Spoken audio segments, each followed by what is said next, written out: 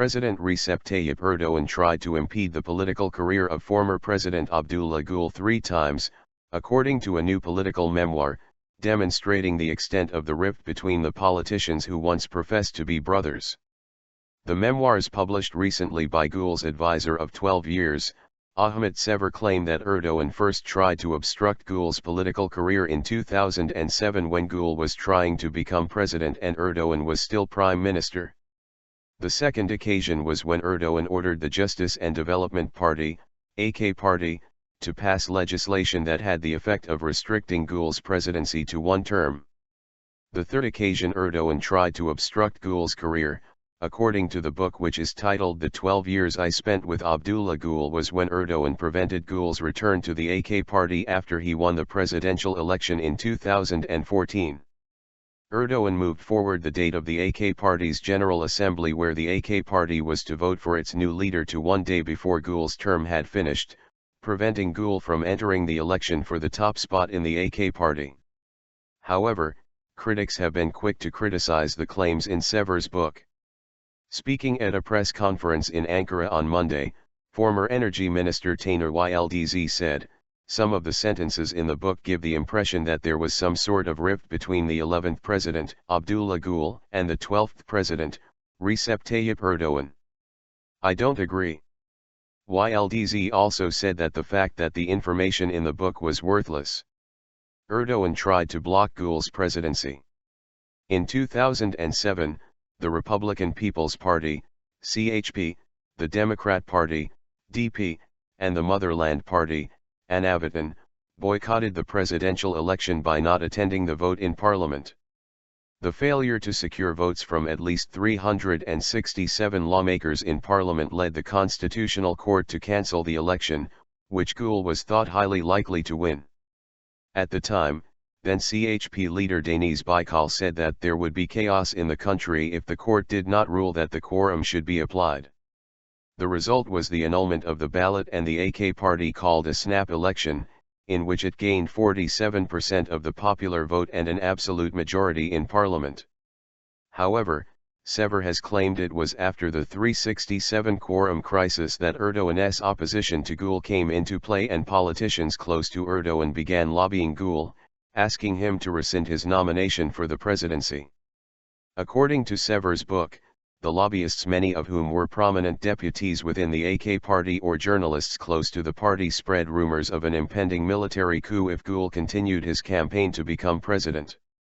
Sever also claims that Yalın Akdoğan, one of Erdoğan's aides at the time, and Akif Beki, Erdoğan's then media advisor, were leaking information to the media aimed at impeding Gül's ascension to the presidency.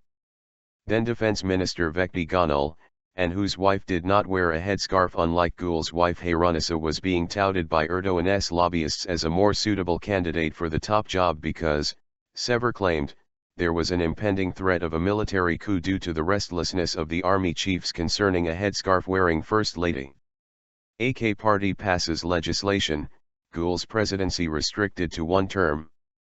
According to the memoirs, one of the issues that most affected Gül was the fact that his own party and friends had passed legislation specifically targeting him and restricting his presidency to one term.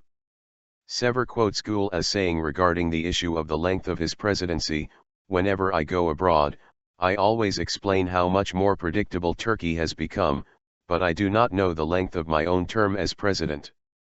I pray before every meeting that they don't ask for how long I will be president, because I don't know how to answer them." The debate over the length of Gül's term continued until 2012, when the AK Party passed legislation regarding the election of the president.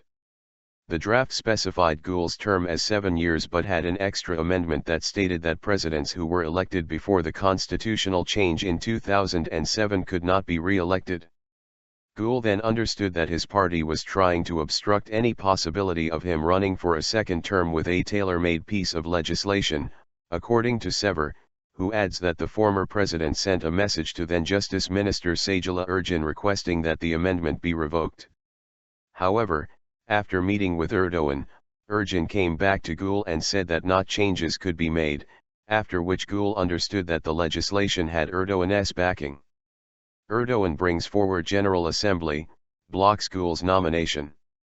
After Erdoğan's victory in the August 10, 2013 presidential election, all eyes were turned to the AK Party's General Assembly, in which a new leader for the party would be chosen.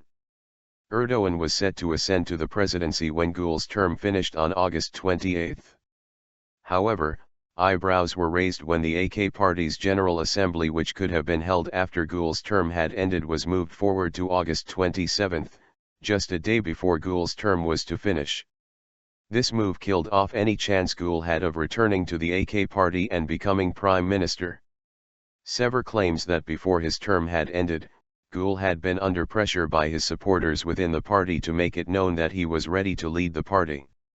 On August 11, Gül made his intentions clear regarding a return to the AK Party, saying, "I was a founder of this party, its first prime minister and president. Of course I will return to my party when my presidency is over. It is only natural for me." Sever claims that Erdoğan, who was convening a meeting when news of the statement broke, brushed off pleas from high-ranking AK Party officials present at the meeting, many of whom said that the General Assembly should be postponed until Gül's presidency comes to an end. Erdoğan reportedly silenced the room and said the election for the AK Party's new leader would convene as specified on August 27.